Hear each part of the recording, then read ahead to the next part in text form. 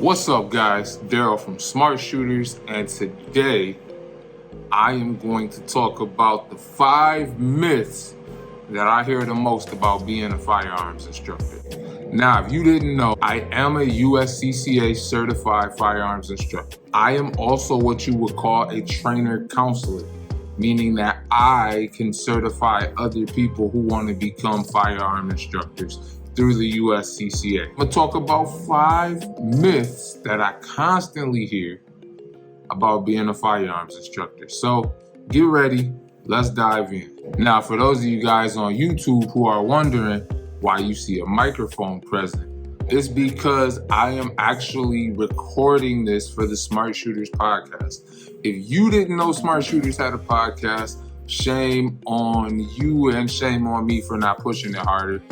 We really only got 1 episode up. I didn't like the other stuff, so I took it down. But now our YouTube episodes will also be podcast episodes, so we can catch people on multiple platforms. You can go to the Smart Shooters podcast on Spotify, on Apple Podcasts, and any other platform. We're all over the place. Now that I got my little podcast commercial out the way, let's get into it. So the first myth that I always hear about becoming a firearms instructor is you have to be previous law enforcement or military. That has to be your background in order to be a good instructor. And that is absolutely false. First of all, I take nothing away from our people who are in service. Thank you for serving. Thank you for what you do. If you're a veteran watching this channel, thank you. If you're a law enforcement or ex-law enforcement watching this channel, thank you. We could not have a functioning society the way we do without you guys. We enjoy a lot of freedoms and liberties because of you. All of that being said, you do not have to be law enforcement or military in order to be a great firearms instructor. This is one of the things that gets misconstrued so much. I have a friend who's a police officer. I won't say for what department, but he said that they don't even have an adequate budget to get officers training. They're just getting the mandatory minimum training every year to carry a firearm. It's kind of sad that budgets kind of went that way, but I'm just saying it's not like law enforcement gets a bunch of super extra training. I'm sure in super dope cities and that have the budgets to do so, I'm sure they're getting it. Same thing with military. One of my best friends is, I can't say an ex-Marine because once you're a Marine, you're kind of always a Marine. But he used to be in service, and he said they did very minimal work with pistols. Most of their work was with rifles. And so all I'm saying with all of this is that none of them truly have an advantage over you other than their viewpoint, right? They're going to be able to give different stories, a different perspective, and things like that in class, but you have the same thing. All right. In my next video, I'm going to talk about things to avoid as a firearms instructor, like telling a bunch of stories. You should stick to the curriculum and just sprinkle in stories. Anyway, you don't have to have that background. You can push and you can be yourself. For example, me, I'm just a cool laid back guy from Grand Rapids, Michigan. I've been in the guns forever. I decided when the pandemic happened and my screen printing business got shut down because we were non-essential, I wanted to find an essential business to get into. I found that gun ranges and firearm instruction businesses stayed open. Excited me because that's the stuff that I love anyway. So I decided to pursue this route. Here I am, 556 students later, been open about 18 months, and we're going strong. You do not have to have that background in order to be a good instructor. The number 2 myth that I hear, and I hear this one often, is that they're just letting anybody become instructors these days. That is simply not true. To become an instructor is not only a somewhat rigorous process, but it takes time and it takes development. Like, there is a shooting qualification for the USCCA. So they didn't just say anybody can come, but there is a shooting qualification.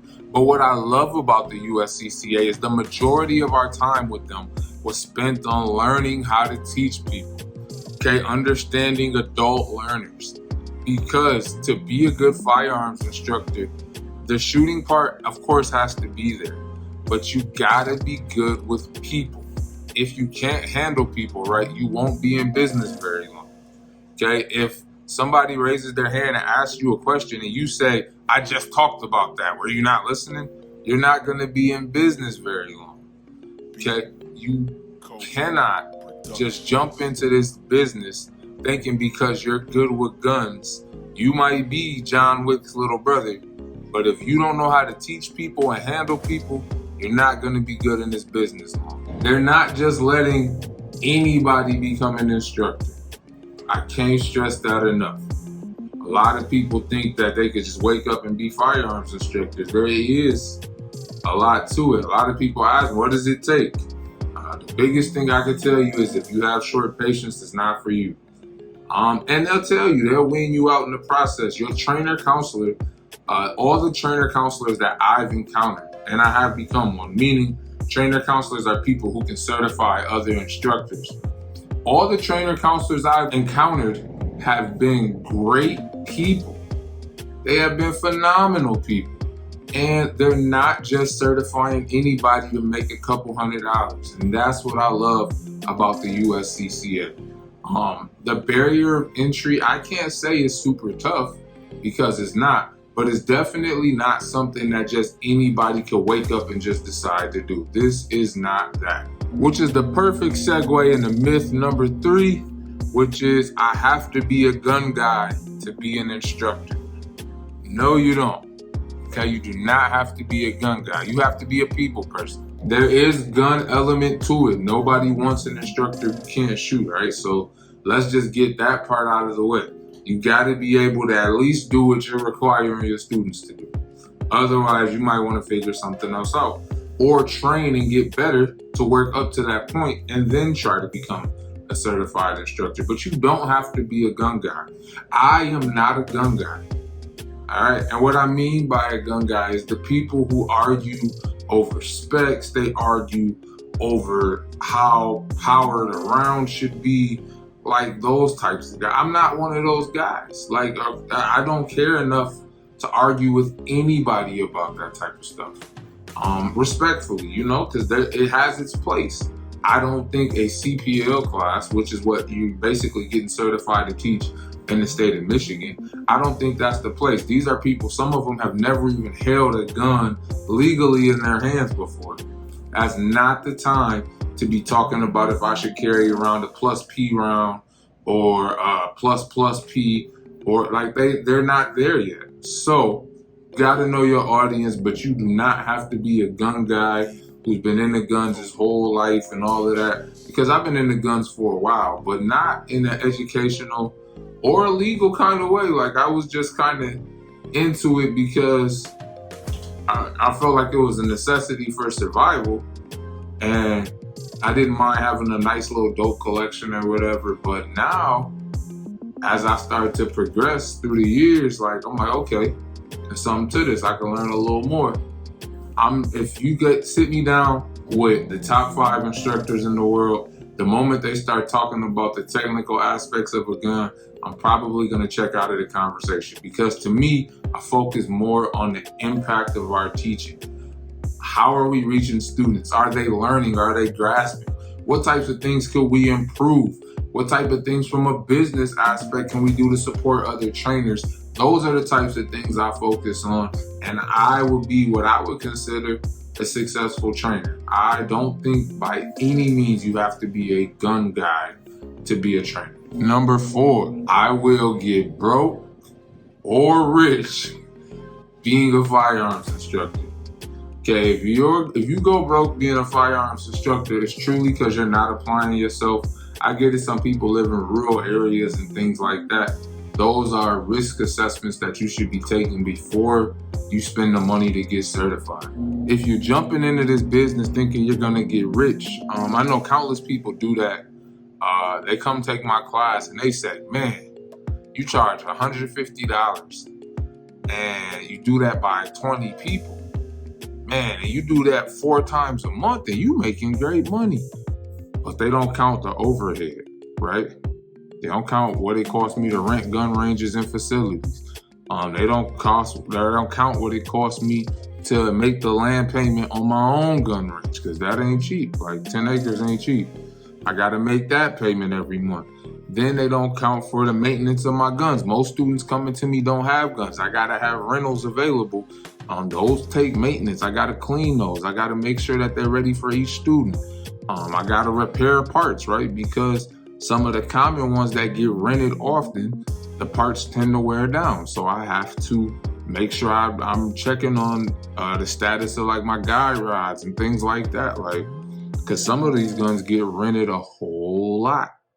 There's so much more that goes into this. You can make some good money, but I said it in another video, you can make more money doing something else. So if your goal is to make money, I don't recommend becoming a firearms instructor just solely for that purpose, because it's probably not gonna happen. Most firearm instructors that I know have other business ventures going. That's not the only thing they do. I'm thankful that I get to do this full time. This is my job, so to speak. I run my business, but firearms instruction is only one aspect of the business. There's so many other lanes and avenues. We're taking the FFL avenue. We're getting into wholesale distribution. Like, there's so many things that I'm trying to dibble and dabble with and learn in this industry. Like firearms instruction, if I only relied on that, I definitely would be broke. If you want to get in this lane, I promise you won't be broke as long as you make sure there's a demand before you jump in it. But don't expect to get rich either. Like, you gotta figure out how to provide the most value for people before you jump into this lane, right? Get you a business plan together, write it down, figure it out. Do not just jump in this lane thinking you're gonna get rich, or don't hesitate to jump into this business because you think you're gonna go broke. If you're gonna go broke, then that means it might not be enough demand for what you do. Maybe it should be a side hustle instead of your main thing. And there's nothing wrong with that. There's plenty of people who have successful side hustles. All right, so don't feel like just because that's not the thing in your area that you shouldn't do it. It could be something on the side, something just to bring in an extra amount of money to pay your car note, your house note, whatever it could be. And then lastly, myth number 5 is that I don't have to get certified to become an instructor. I could just teach people. This one, yes, it technically is true, but I don't agree with this one, right? Somebody needs to put their stamp on you that says you're official, that says you at least can teach up to the state standard requirements. There's got to be some type of check and balance. I don't think anybody should just get out here and start meeting people at the gun range and teaching them, because who's to say the method that you're using is even correct? I don't feel like anybody should just jump out here and just decide to start teaching, right? In my video on how to become an instructor, the very first step is find an organization you believe in to get certified through. I'm in the state of Michigan. We have NRA, we got the USCCA, we have MCRGO. That's 3 programs that all teach courses that meet the state requirements, so people can come to you and take classes to attain their concealed pistol license and things like that. But even as far as just coaching people, like if you want to coach the friends and family, that's cool. That's how I started. But to call yourself an instructor, I don't know that it's safe to just give yourself that kind of title without any type of checking boxes and making sure that you're meeting somebody's standard. And even some ranges won't allow you to come in until you show them that you're certified through somebody, because that's a huge liability risk. Definitely, I don't recommend you jumping out there just being like, hey, I'm an instructor, come see me. If they can teach you, I can teach you. I've been handling guns for 25 years. I was with my dad hunting when I was 4. Like, none of those qualify you to be an instructor by my standards. I think you need to go through an organization, get certified, so that way, even from a liability standpoint, should the state ever come back and approach you, should a range that you use ever come back and approach you, you can at least say, yes, I'm certified. to these credentials by this organization and hopefully give you a little bit of a leg to stand on should something go wrong.